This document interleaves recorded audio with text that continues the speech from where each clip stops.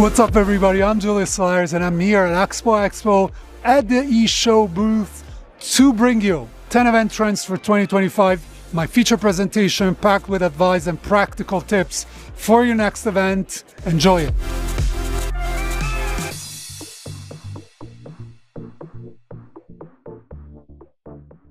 Hey everybody, I'm Julius Solaris. I'm here with the amazing people of eShow. Thank you for having me, this is fantastic. I'm going to try to avoid the feedback as much as possible and move on. Let's see. Crazy year for me. We've done a lot. We've done 10 million views on LinkedIn, whatever. We don't care. Let's move on. How do I do the trends? I do them this way. This is me actually doing the trends. It's fantastic times. Look at it. Okay, no more stats. Look at this. Let's look at some stats here.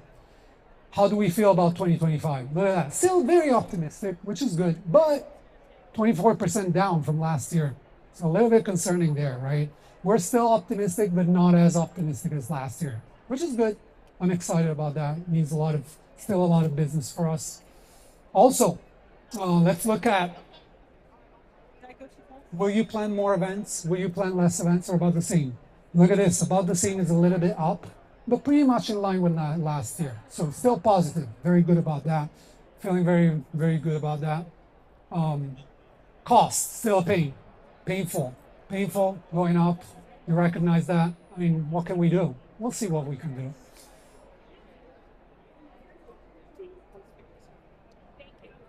Look at this. Yes. I mean, about the same, up, down. I wanted to see this better compared to last year, not as good. So yeah, the budgets are not matching the cost again for another year. So yeah, we got to resort to our creativity and be more creative, right? Let's see what's next. Look at that, my painful face. Where is the budget going? This is going up this year. All the research, and I've reviewed a ton of research, is telling that F&B is going up, more up. This is going down, this is going up compared to last year. Okay, this is data for you that you can use in your office. This is gonna be good. Now, increase of budgets, 5%, not as much. We want more. We definitely want more. This is an average of everybody. The average is 5%. We wanted to see it in the region of 10 to 15% because that's what is projected. That's what it is. It's 5%. What does it mean? This is what it means.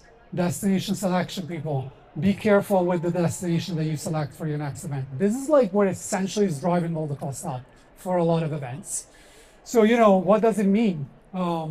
This is like a piece of data that I found that I find it shocking. Whenever you go out and search for venues and you have one destination in mind, it's just that destination, it's just like so tying for you. Also, the tier 2 destinations, we've been seeing it for years. When is this happening? Are we finally choosing tier 2 destinations? Especially for some programs. This is going to be so important to minimize your cost.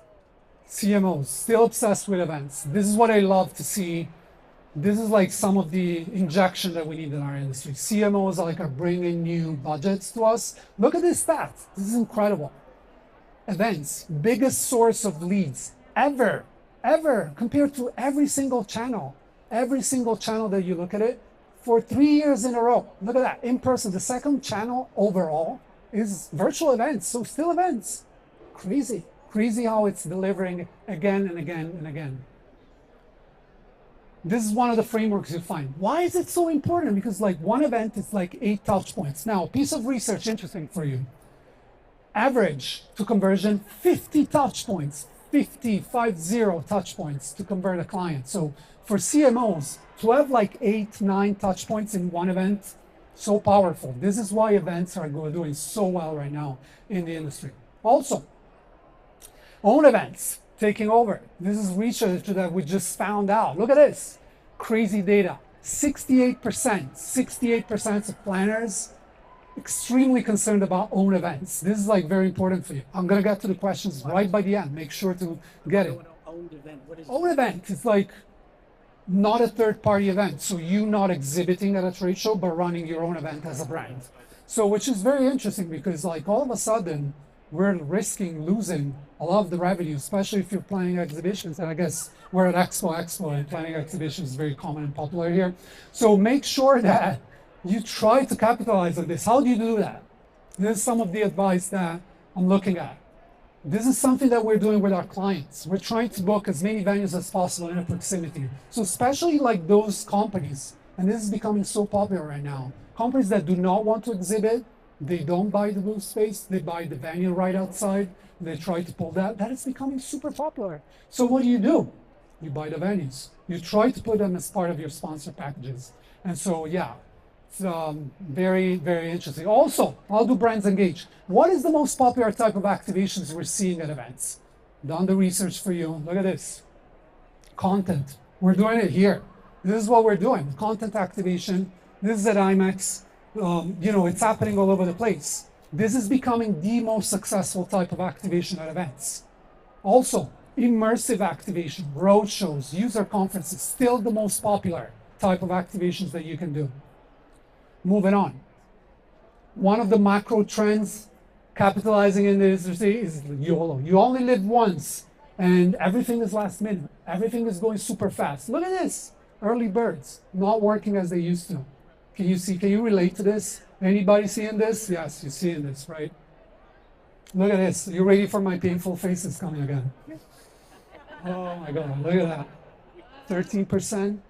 So this new data that came out, 13% in the final week, 9% the day of the event, 9%, 30% 2 weeks out, 30% 2 weeks out, 45% 4 weeks out.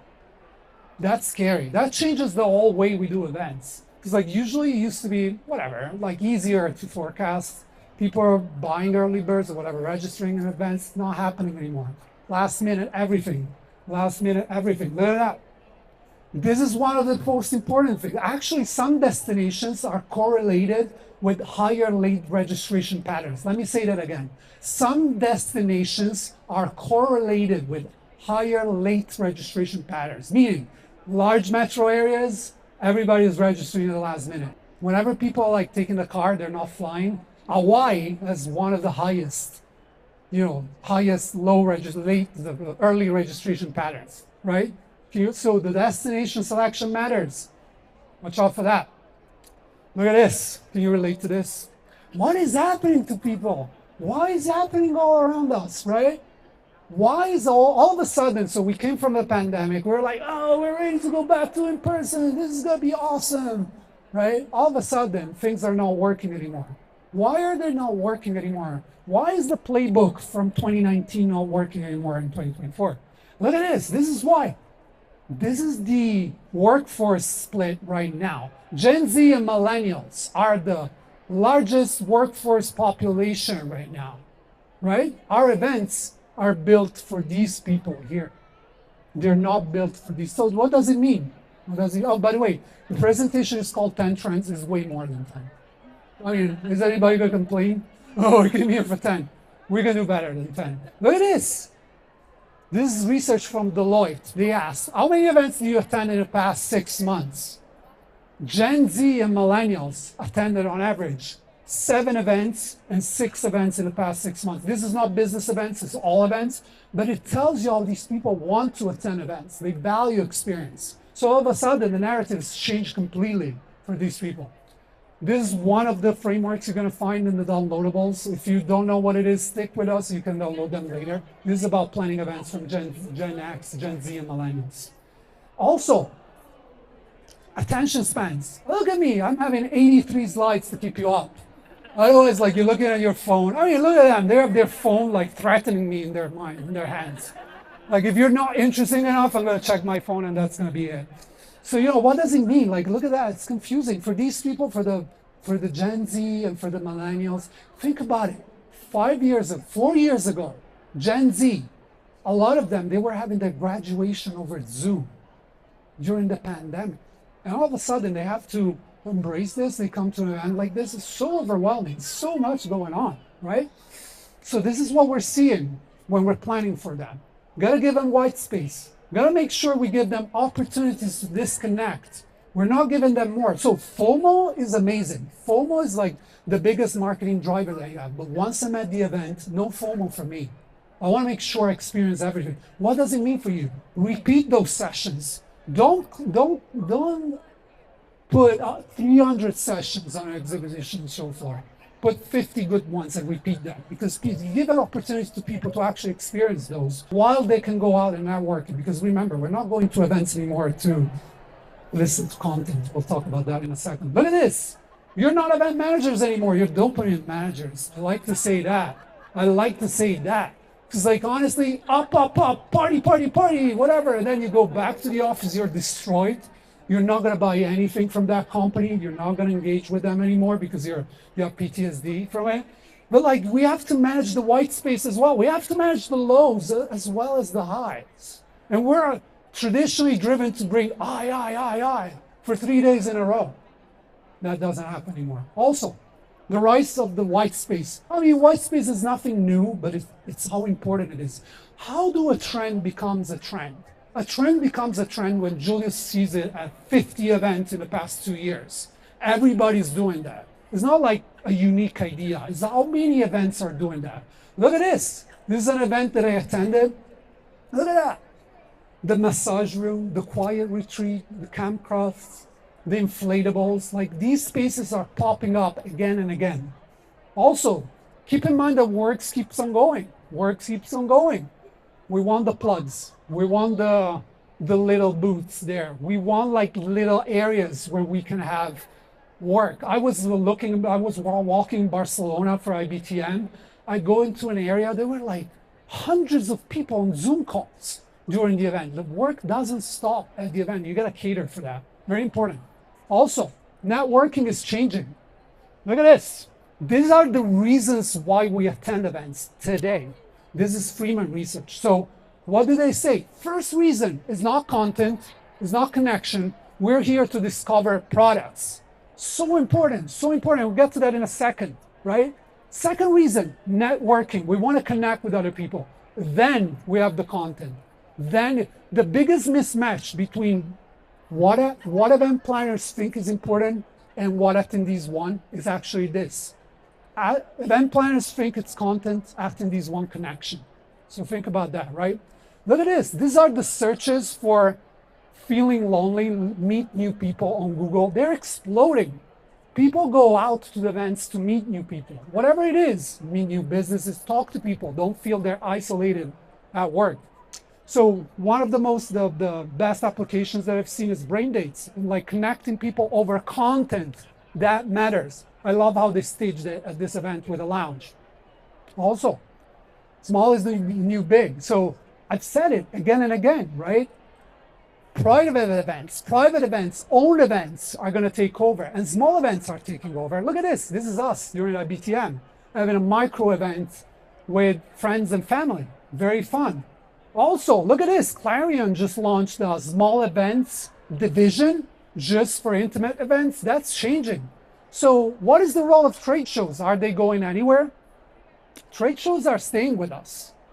We need these big events to bring the people in, but they're becoming umbrella events for smaller events. So keep that in mind, because you have to be able to capitalize on that. Also, I'm pushing this to every single client that I have. If you're doing an exhibition today, the most important part for you is to make sure that the people remain there on the show floor. They're not going in the venue trying to explore new rooms 5 miles away from the show floor, because you know what happens afterwards?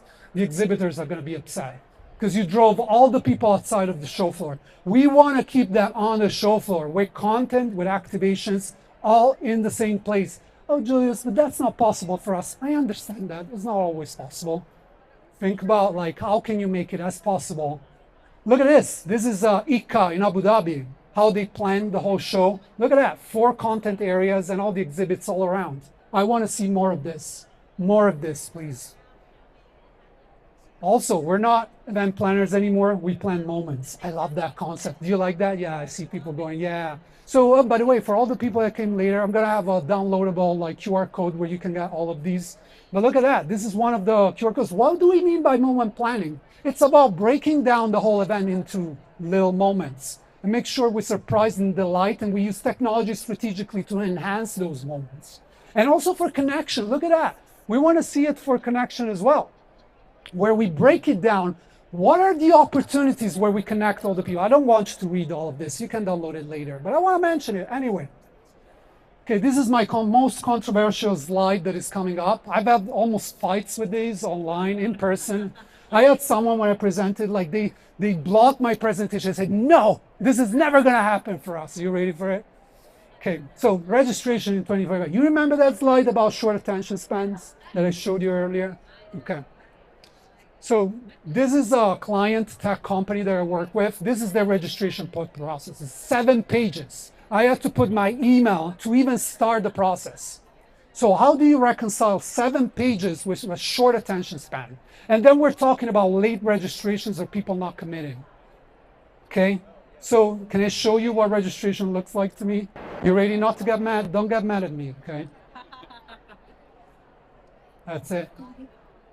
I mean, it's a little bit provocative, I get it. It's not just this.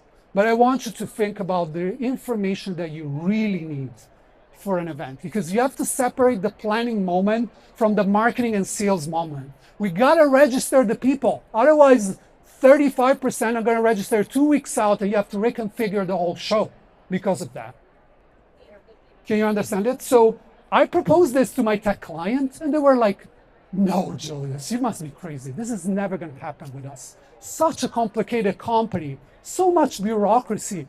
We're never going to be able to change the registrations to this. And so I was like, okay, I'm going to go check out your software and how you sell it. This is how they sell it. That's it. That's the information. I'm like, why for the software? Yes. For your event? No. The price point is the same. What is the difference? What is the difference? Yeah, but we have to think about marketing. We have logistics. Of course you do. Do we need 7 pages though? Be honest. Be honest. Also, the welcome matters. How we welcome people in events is becoming so important. That's where your attention is super high. If you mess up the welcome, like the whole show is going to feel like low energy, right? So we want to make sure that the welcome, look at this. Yeah? We like to see this. We like to see this. We like to make it easy and fast. Easy and fast. I'm an introvert. You can tell that. But like, I'm an introvert and I'm like, please do not make me speak to people. Like if I can get like a taxi without a driver in it, oh, all the way. I hate to have unnecessary conversation. Look at this. This is a reception that Connect did in Milwaukee, if you were there. So I went there to grab my badge. I walk into the registration. All of a sudden, they're having a party. There's a DJ. People are dancing. People are eating at registration. Can you imagine like how it sets up the whole scene for the rest of the event? People feel they're going into something. But also the goodbye. This is PCMA in San Diego last year, like January. This year still. I was like getting into my TSA, you know, to clear whatever. And the lady was there saying, I wanted to hold the lady. Like, so nice. Look at that. I don't want to leave. I want to stay in San Diego. I don't want to leave anymore. But like this matters. I remember this for a long time. Okay, question for you. Question time. Who wants to answer? Why is it so important? Why the number one reason why we attend events today? It's commerce. Why at events? Why is it so important? Why events are so important right now? Anybody, any takers?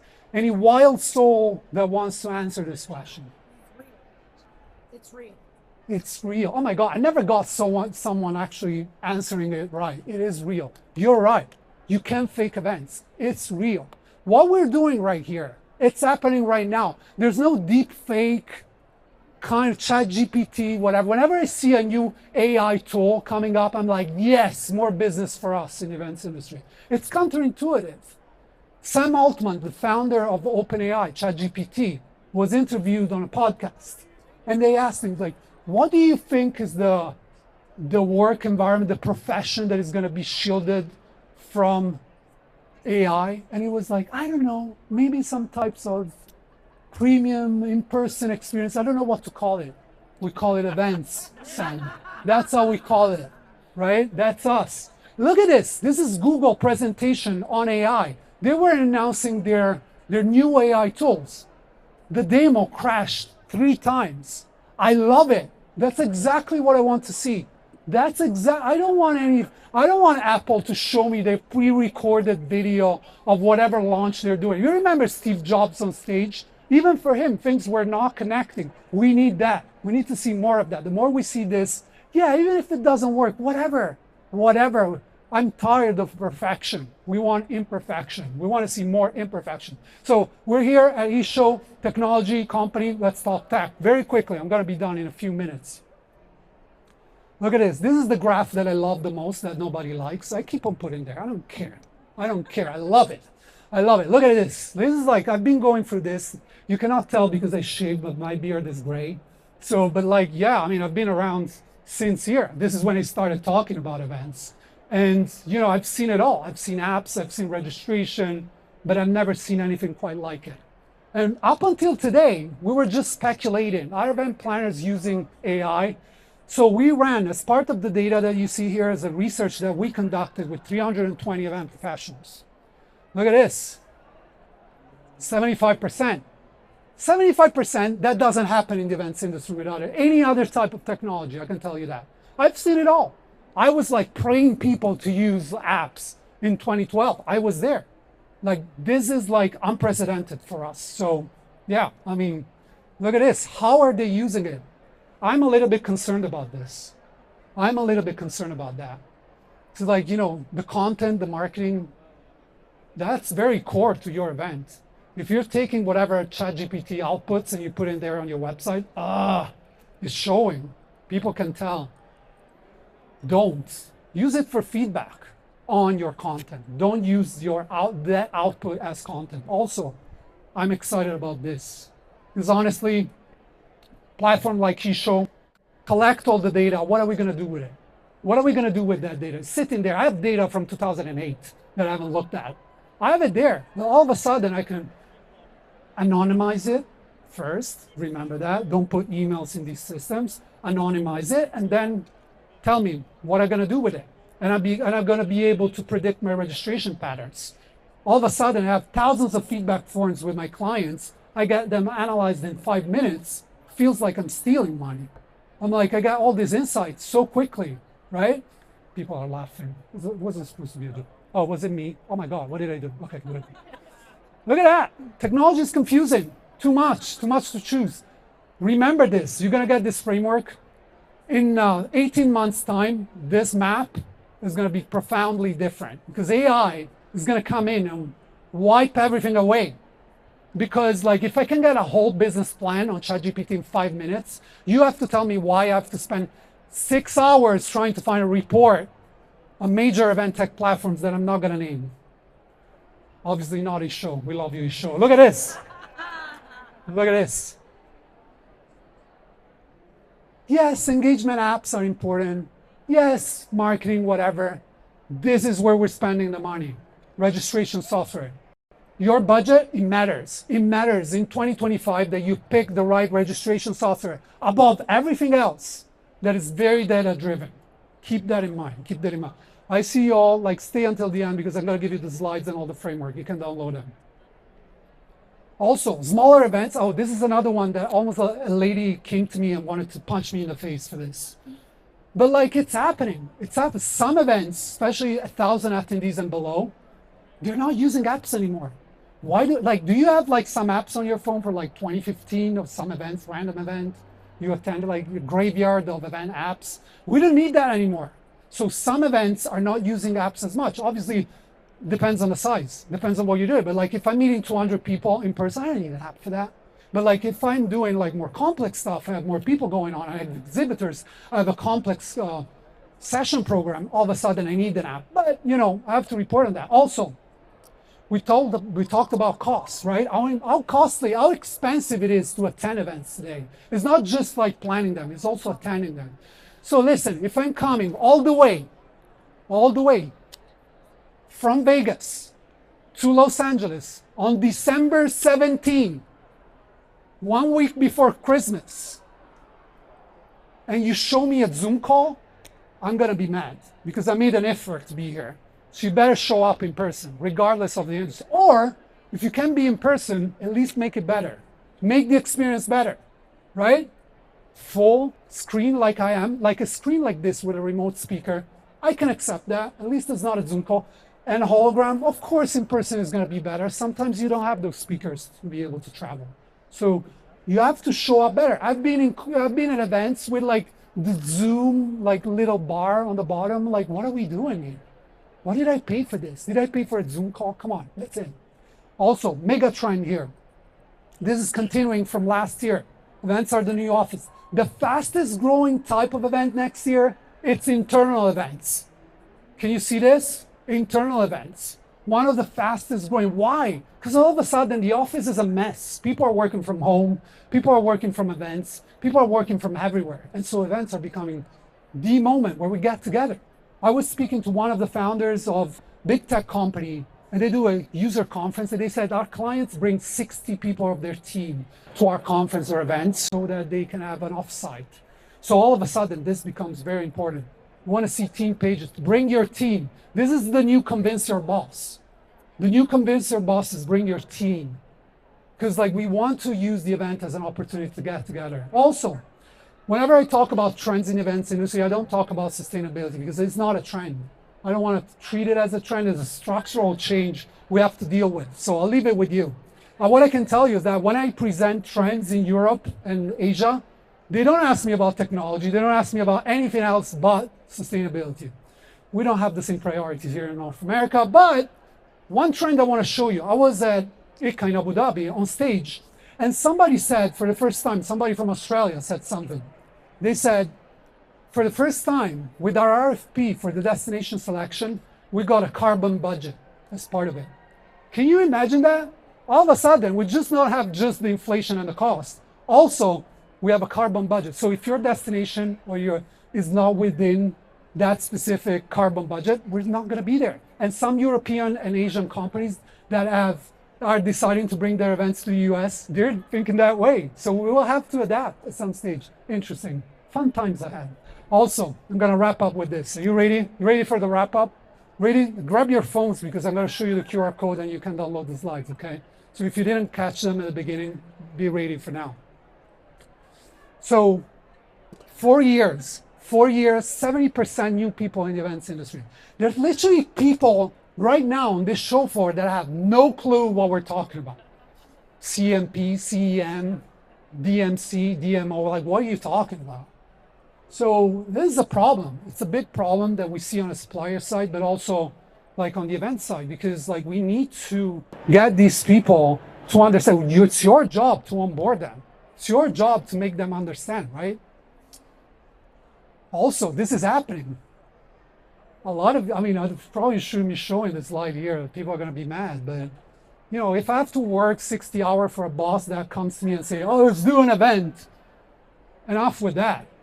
So a lot of people are going solo. They're becoming freelancers. That's happening. So if you're thinking about your career right now, also, there's never been a better time to start an event. Funds that are spending money to grow events. There's a dedicated fund of investors spending money growing events. Never seen so much M&A in the past year. Like in the past year, event companies are being acquired left and right. There's countries spending, there's Saudi Arabia spending 150 million in 2025 to attract events, to go and plan events in Saudi Arabia. Can you believe it? Everybody's crazy about in-person. So I'm super excited about what's coming next because that's our industry and that's what we're here for. Thank you very much. It's been a pleasure to be with you all. Thank you for coming. And these are the slides. If you want to get the slides and the framework, I'm going to leave it up there. So I'm here with Akshar Patel, VP of Corporate Strategy and Development at eShow. Akshar, thank you for having us. Thanks, Julius. Okay, what are the key trends you're seeing in the market right now? So some of the key trends is factored around time. So time in terms of registration, as you mentioned in some of your webinars, registration is getting pushed back, you know, within 30 or 40 days of the event. So the key trends are, how do you plan for that? How do you pivot from that? And that's where our technology is helping planners, because we're a one-stop shop, you know, platform, right? So you can have all this information in your dashboard to say how many people have registered, how does that affect your content, your logistics, your speaker management, your trade show logistics. So these are some of the key trends that we're seeing in terms of data pushes, data points, I should say, as well, in factoring for event technology. Obviously, a lot of talk about AI everywhere. I know you have a specific take about that. Tell us more about what's your take on AI.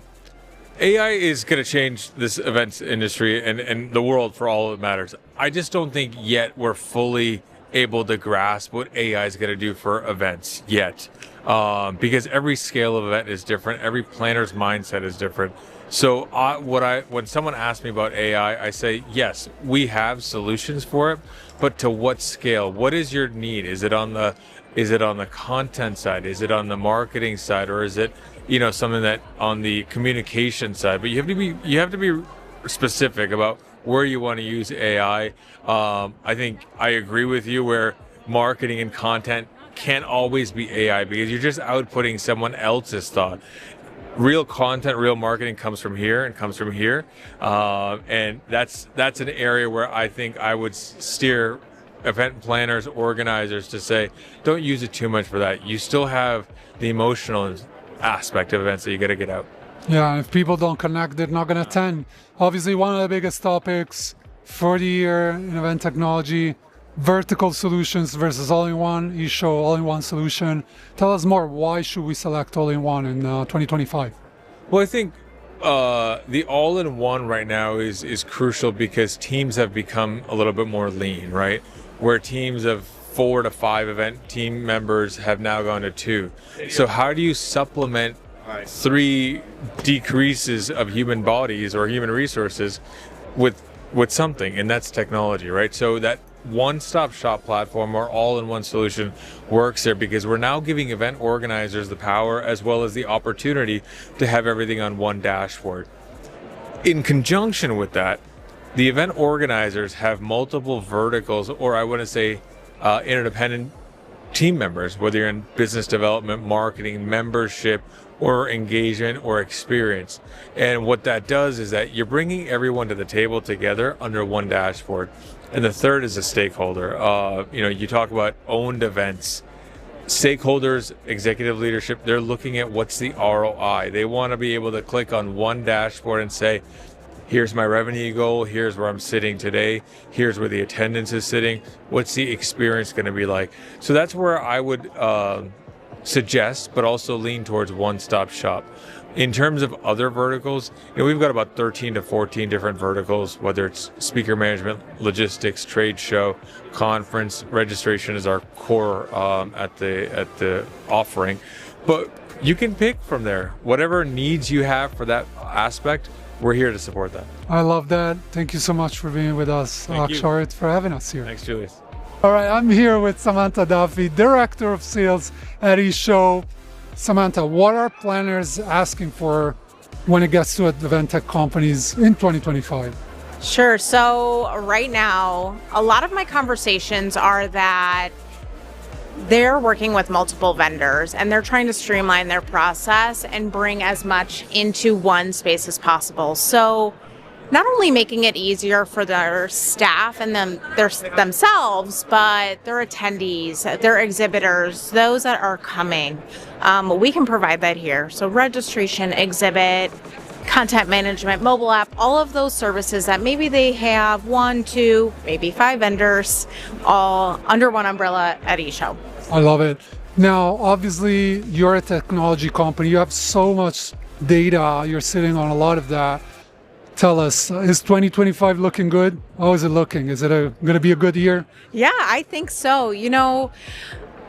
eShow is a small but mighty company, and we have worked really hard to get our awareness out on who we are, and it's looking great. I have a lot of interest, and I think we are off to a really good start, enhancing, what current clients are using and maybe what they didn't know about, and then bringing in new. So I think we're going to have a really good 2025.